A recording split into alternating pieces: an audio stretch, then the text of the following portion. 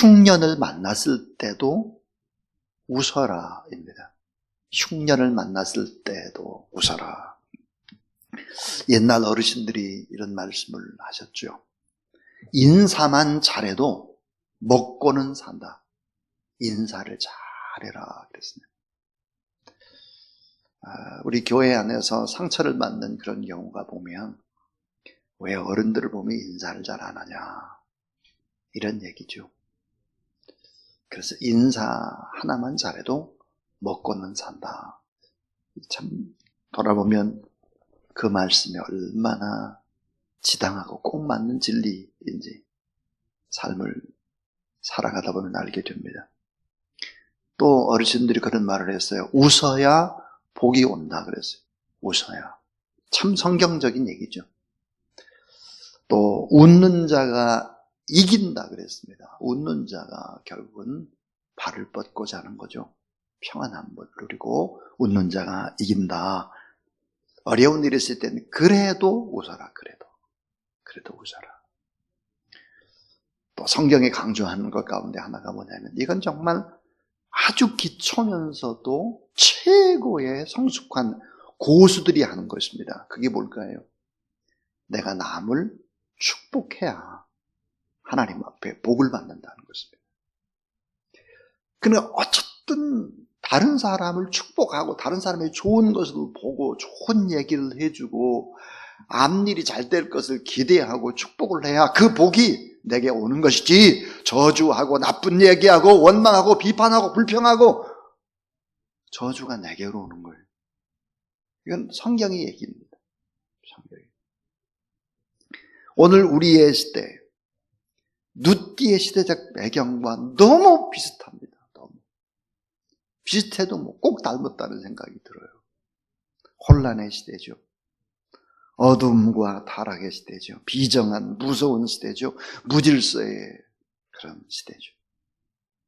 가난과 흉년의 시대죠. 온 세상에 짙은 어두움으로 깔려있는 바로 사사들의 시대입니다. 1절을 보시면 사사들이 치리하던 때에 그 땅에 흉년이 드니라 그랬습니다. 자, 이 온 세상에 짙은 어두움일 때 작은 별 하나, 그 빛은 감동의 별이요 아름다운 별과 같은 바로 그 성경이 룻기입니다. 짧지만 정말 인생이란 무엇인지 신앙이란 무엇인지가 압축되어 있는 진리의 말씀이죠. 참 마음이 따뜻해지는 감동의 책이고 마지막에 다 웃음을 주는 행복의 말씀, 또 사랑의 위대한 힘이 무엇인지를 보여주는 것이 바로 룻기입니다. 시작은 죽음과 텅 빈 허무의 삶이지만 이 룻기의 마지막 4장에는 등장하는 모든 인물들이 삶의 만족함을 누립니다. 큰 웃음이 있죠. 모두 다 덩달아 따뜻해지는 행복을 선물하는 책이 바로 룻기입니다. 자, 사사기의 어두움과 이 사무엘서의 거침없는 풍랑 사이에 끼어있는 책, 평안과 하나님의 주권적인 역사를 증언하는 책이 바로 룻기입니다. 룻기는 85절로 되어 있는데요, 총. 그런데 이 짧은 책이지만 그 중에 23절이 하나님에 대해서 언급하고 있습니다. 그것도 아주 은유적으로 언급하고 있죠. 85절 가운데 23절이 은유적으로 하나님에 대해서 보여주고 있는, 그리고 또 이 룻기는 우리에게 주는 교훈이 뭐냐면 기적, 축복이라고 하는 것이 나의 노력이 아니라 신앙의 힘이다, 이것을 강조하고 있습니다. 그래서 오늘 이 룻기를 이번 한 주간 동안 6번 설교를 하면서 룻기의 85절 전체를 이제 보게 될 것인데, 한번 신앙의 여정을 새롭게 한번 출발해 보면 참 좋겠다 싶습니다. 자, 오늘 이 본문 속에서 교훈입니다. 첫 번째는 따라가서 믿음의 사람도 인생의 흉년을 만날 수 있다. 예, 믿음의 사람도 인생의 흉년을 만날 수 있다 하는 것입니다. 오늘 룻기 1장 1절에 보니까 유대 땅 그렇습니다. 유대 땅이 어떤 땅인가요? 언약의 땅이죠. 유다 지파 엘리멜렉이 흉년을 만나서 고통을 받습니다. 자, 언약의 땅, 믿음의 사람들도 인생의 흉년을 만날 수 있다는 거예요. 하나님을 잘 믿는 사람들도 흉년이 다가올 수 있다는 거죠. 자, 여기 보니까 엘리멜렉 그렇습니다. 여러분, 엘리멜렉이라고 하는 이 이름 속에 담겨져 있는 것이 아주 깊은 의미가 있습니다. 성경에 나와 있는 사람들의 이름에는요, 그 모든 것이 함축되어 있고 그분의 일생에 함축되어 있습니다. 엘리멜렉의 이름의 뜻이 뭘까? 나의 하나님은 왕이시다. 엘이 하나님이잖아요. 엘리멜렉, 나의 하나님은 왕이시다. 자, 엘리멜렉의 아내 나오미의 뜻은 뭘까? 나의 기쁨, 나의 평안, 그런 말이에요. 그러니까 이 부분은 그 이름을 보면 더할 나위 없이 신앙적이고 대단히 믿음이 좁은 그런 이름을 가지고 있는 사람들이죠. 그런데 흉년이 찾아왔습니다. 왜 흉년이 찾아올까? 왜 질병이 찾아오고 왜 전쟁이 터질까 하는 것입니다. 그 이유는 성경에 보면 우상숭배 때문이다 하는 거죠. 사사시대의 가장 큰 문제 우상숭배였습니다. 바알을 숭배하고 아스타롯을 숭배하는 것이죠. 이것도 좋고 더 좋은 거예요.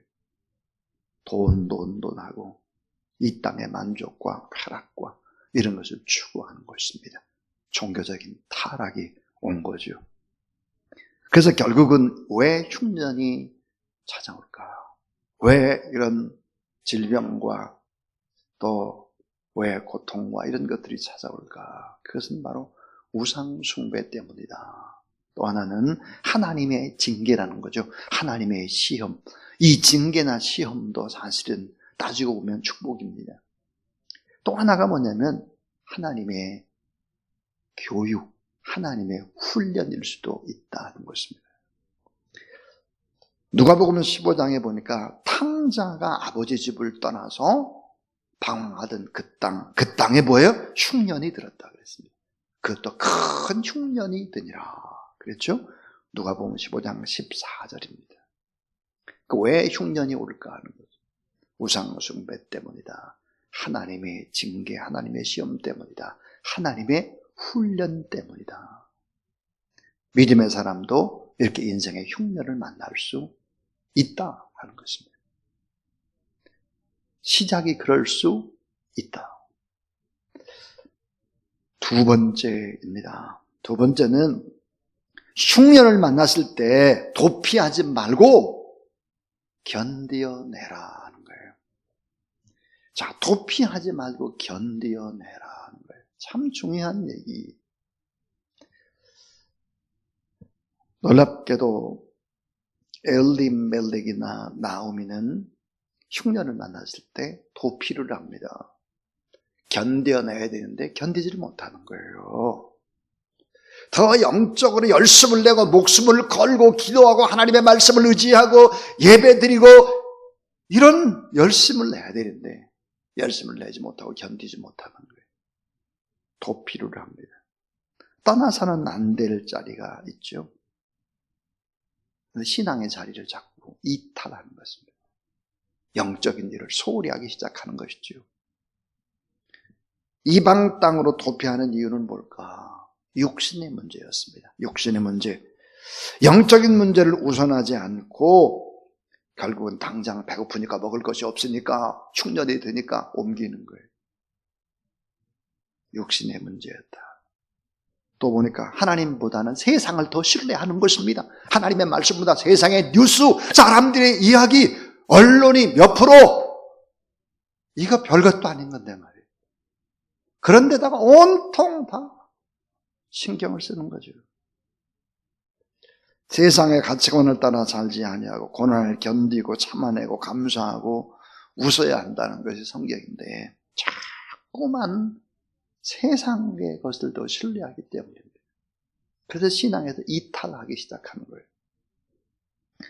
또 하나가 뭐냐면 고난의 가치를 볼 수 있는 눈이 없었다는 거예요. 고난의 가치. 지금 이 고난이 얼마나 큰 축복인가, 내게 유익인가라고 하는 것을 보지 못하는 거예요. 저는 종종 이런 생각을 하게 됩니다. 코로나19 때문에 과연 가장 큰 특혜를 받는 수혜자가 과연 누구일까를 생각을 해봅니다. 어느 나라일까를 생각해 봅니다. 코로나19 때문에 최고의 수혜의 나라. 지금 우리는 잘 모르지만 아마 우리들이 될 것이고 주사랑교회가 될 것이고 대한민국이 될 것이다. 그렇게 믿으시길 바랍니다. 고난의 가치를 볼 수 있는 눈이 있어야, 신앙적인 눈이 있어야 되는데 현실 문제에 급급해서 이거를 보지 못하는 거예요. 잘 살기 위한 욕심 때문에 신앙을 소홀히 하고 결국은 도피하게 되는 것이죠. 오늘 이 말씀 속에서 또 아주 중요하게 우리가 생각해 봐야 될 부분이 뭐냐면 가장입니다. 이 가장의 신앙은 가정의 장래와 가족의 운명을 좌우한다라고 하는 것이죠. 엘리멜렉 이 가장의 신앙이 가정의 장래나 가족의 운명을 좌우할 수밖에 없었고 결국은 어때요? 유다 땅을 떠나게 되니까요.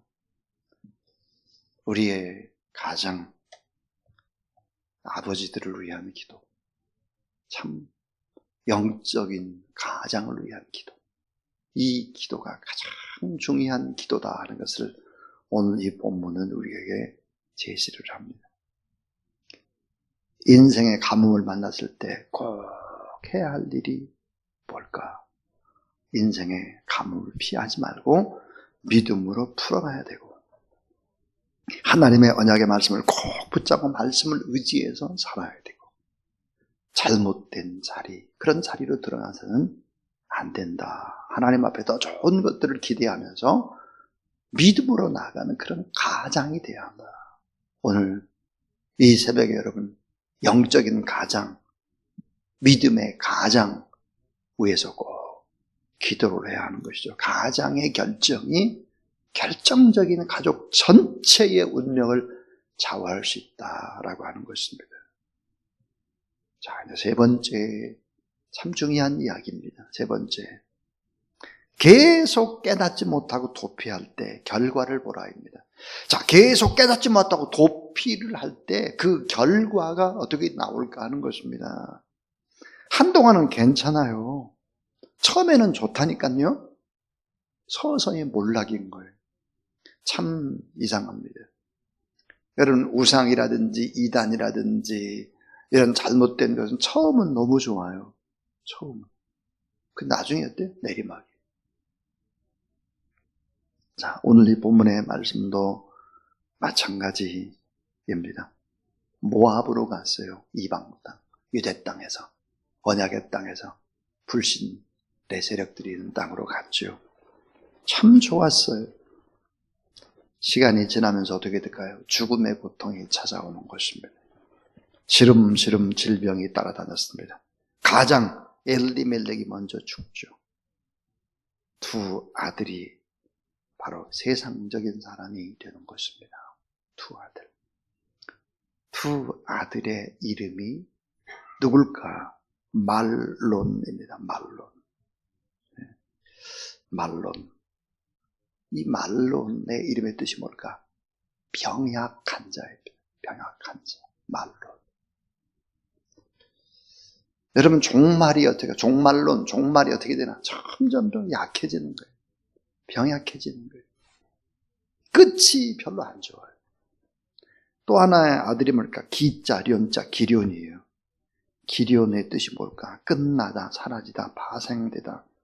그런 말인데 이 기련이라는 이 말 속에서 어떤 질병이 나왔느냐? 글자가 폐결핵. 숨을 제대로 못 쉬는 폐결핵이에요. 두 아들이 말론과 기론이 다 이렇게 죽습니다. 자, 생각해 보세요. 가장이 죽어요. 두 아들이 죽었습니다. 결국은 어때요? 과부 셋만 남게 되는 것이죠. 자, 죽음과 여자만 남겨진 이 세 과부의 삶이 어땠을까 하는 것입니다. 하나님을 떠나서 세상 것이 좋아서 눈에 보이는 대로 먹고 좋은 세상적인 쾌락이 좋아서 그 길로 계속 갔다가 결과가 뭐냐? 불행이 계속되고 하나님 없는 삶의 모습은 참으로 참담했다. 나오미라는 이 여인은 남편 엘리멜렉을 잃었고, 오르바라는 이 여인은 남편 말론을 잃었고, 누시라는 여인은 남편 기련을 잃었다. 그러니까 세상에 의지할 것 하나 없는 나오미, 이방 땅에서 얻은 두 며느리와 남겨지게 된 것이죠. 자, 이 정도 되면 어떻게 될까요? 신앙의 사람은 이 정도 되면 결단을 해야 되지 않겠습니까? 돌아봐야 되지 않겠습니까? 이런 시간이 몇 년이 흘렀을까요? 10년입니다. 10년이 지나면 강산도 변화해요. 10년 동안 이런 길을 걸어갑니다. 내리막을 걸어갑니다. 10년 동안. 근데 역시 하나님의 사람은 다릅니다. 우리 6절을 보시면 6절 그 여인이 누굴까? 나오미죠. 그 여인이 모압 지방에서 여호와께서 자기 백성을 돌아보시자 그들에게 양식을 주셨다 함을 듣고 이에 두 며느리와 함께 일어나 모압 지방에서 돌아오려 하려 그랬습니다. 중요한 단어. 돌아오려 하여. 어디로 돌아가요? 유대 땅으로. 신앙으로 돌아가는 것이죠. 7절 있던 것에서도 나오고 두 며느리도 그와 함께 유대 땅으로 돌아오려고 자 가는 길입니다. 8절 나오미가 두 며느리에게 이르되 너는 각기 너희 어미의 집으로 돌아가라. 고향으로 돌아가라는 거예요. 유대 땅으로 오지 말고 그냥 돌아가라. 자, 마지막 결론이 뭘까? 마지막 결론은 이것입니다. 다시 믿음의 길로 결단하며 돌이키자입니다. 자, 다시 믿음의 길로 결단하고 돌이키자. 다시 믿음의 길로 결단하고 돌이키면 어떤 일들이 벌어질까 하는 거예요. 신앙의 세계는 언제나 패자 부활전이 가능한 것입니다. 패자 부활전이 가능해요. 패자 부활전이 뭔지 여러분 잘 아시죠? 꼴찌. 자, 1회전에서 탈락을 했어요. 완전히 예선 탈락이에요. 꼴찌도 다시 시작해서 우승할 수 있는 거죠. 이게 패자 부활전이에요. 신앙에는 언제나 패자 부활전이 가능해요. 세상에서는 그런 법이 없는데 신앙의 세계에는 패자 부활전이 가능해요. 신앙은 한 번 실패했다고 해서 영원한 패배로 끝나고 마는 것이 아니다. 비록 육선적인 욕망이나 욕심에 이끌려서 믿음의 길을 떠났다고 할지라도 하나님의 은혜를 다시 기억을 하고 하나님께로 돌아가기만 하면 하나님께서 다시 세워서 신앙은 언제나 다시 역전이 가능하다. 역전 가능할 뿐만 아니라 더 큰 아름다운 찬란함과 큰 축복과 함께 웃음과 함께 대역사를 바꿀 수 있다. 대역사. 그래서 룻이라고 하는 이 여인이 결국은 엄청난 마태복음 1장에 예수 그리스도의 족보에 당당히 등장하는 그런 어머니가 되죠. 언제든지 하나님의 은혜를 기억하고 하나님께 돌아오기만 하면 하나님께서 그의 삶과 신앙을 완전히 회복시켜 주시는 것이다. 탕자의 비유, 또 룻기의 비유. 여러분 사도 바울 같은 사람 전부 다 패자 부활전에서 승리한 사람들이 패자들이야 패자들. 자, 나오미는 믿음의 고향을 떠난 것이 실수였음을 깨닫고 이방인과 두 자녀를 결혼시키는 것도 실수였음을 깨닫고 10년 동안이나 회개하지 않고 질기게 버틴 것도 실수였음을 깨닫고 결단할 때 하나님은 다시 새롭게 고통을 외면치 않으셨던 하나님이시다 하는 것입니다. 오늘 본문에 모든 사람에게는 은혜의 길을 선택할 수 있는 기회가 주어집니다. 기회. 오늘 이 본문에 선택의 기회를 맞는 세 여인을 봅니다. 자, 시어머니 나오미의 결단. 시어머니 나오미의 결단은 뭐야? 다시 본향으로, 다시 믿음의 길로입니다. 이게 시어머니의 결단이에요. 또 한 여인을 보세요. 며느리 오르바의 선택입니다. 며느리 오르바는 다시 우상 숭배의 자리로 들어가는 것입니다. 모압 땅에 남기로 한 것이죠. 우상 숭배의 자리로 다시 돌아가는 거예요. 근데 여러분, 며느리 룻의 선택을 보십시오.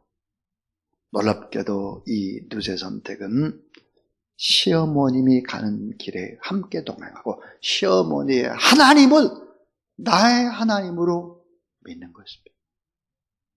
참된 소망을 하나님께로 두기로 마음을 먹는 것이지요. 오늘 말씀 속에서 나오미는 고향 땅으로 돌아오던 도중입니다. 그러니까 똑같이 세 여인이 다 어디로 갔느냐? 모압 땅에서 유다 땅으로 돌아가는 길입니다. 바로 거기서 도중에 두 며느리 자부, 오르바, 룻에게 각자 친정집으로 돌아가라. 나를 따라오면 또 고생을 하게 될 것 같다. 그러죠. 그때 바로 이제 며느리 오르바는 우상 숭배의 자리 선택하는 것이고, 며느리 룻은 시어머니가 가는 길을 저도 가고 시어머니 하나님을 저도 좀 섬기겠습니다 라고 했는데, 오늘 감격적인 장면이 14절이라고 했습니다. 이 14절의 말씀은 큰 감동을 우리에게 줍니다. 자, 14절을 한번 같이 읽어볼까요? 자, 시작.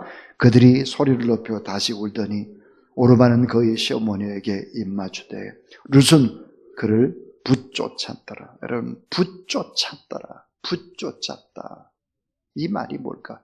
우리말 성경은 이렇게 되어 있어요. 이 말에 그들은 또 흐느껴 울었습니다. 그리고 나서 오르바는 시어머니에게 입을 맞추었습니다. 그러나 룻은 시어머니를 붙잡았습니다. 붙쫓았다라는 이 단어가 영어로 보니까 클링입니다. 클링.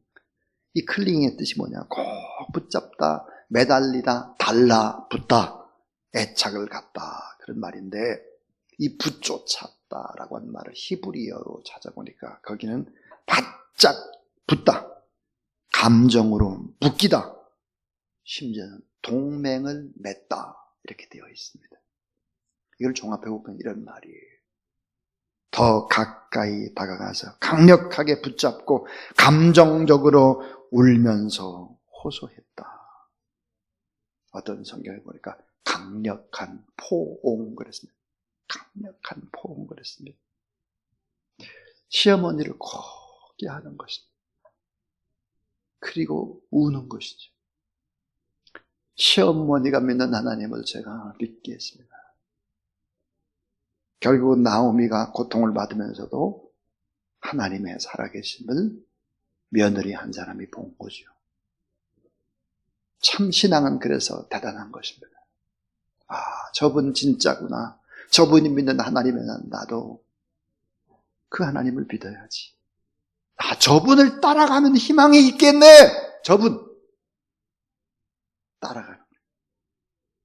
인생 전체를 담보로 걸고 하는 선택. 의지적, 전인적으로 하나님을 선택하는 룻입니다. 룻은 알았습니다. 무엇을 알았을까? 인생의 고난을 이기는 최선의 길이 무엇인지를 알았습니다. 시어머니의 하나님을, 나의 하나님을 믿고 살아가는 길, 인생의 고난을 이기는 최선의 길이 그 길밖에 없구나 하는 것을 안 거죠. 사랑하는 여러분, 신년 벽두입니다. 우리의 삶의 모든 어두운 부분들을 이겨낼 수 있는 것이 무엇이라고 생각을 하십니까?